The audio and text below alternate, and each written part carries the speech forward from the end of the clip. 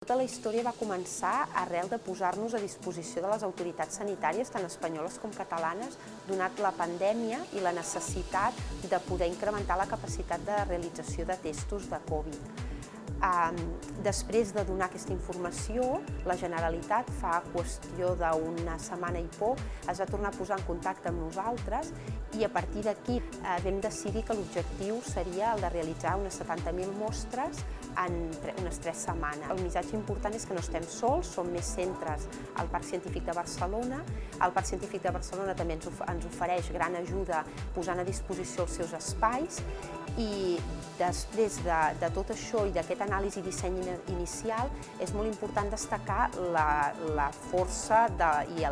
humana i de qualitat de persones a nivell tècnic per dissenyar protocols i també hi ha hagut una feina d'aglutinar els equips, d'avaluar les característiques dels espais, de fer les compres que es necessiten per poder fer aquestes reaccions. I per tot això, la construcció d'una plataforma que no existia de forma natural, si bé teníem els equips aïlladament en alguns dels nostres laboratoris, però d'aquesta manera s'ha creat una nova plataforma que no existia de forma natural i que pretén fer aquests anàlisis clínics, de fet.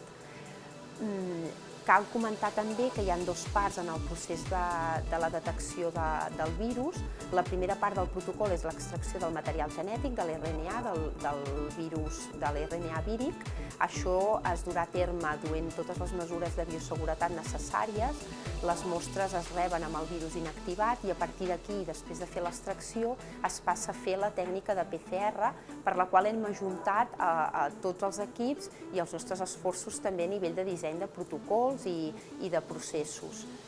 Estem en el punt aquest de construcció, d'aglutinar, de col·locar, del disseny final dels protocols i ara mateix, en breu, la idea és poder provar com funciona tot aquest disseny i amb alguns testos i en breu segurament ja amb les mostres humanes.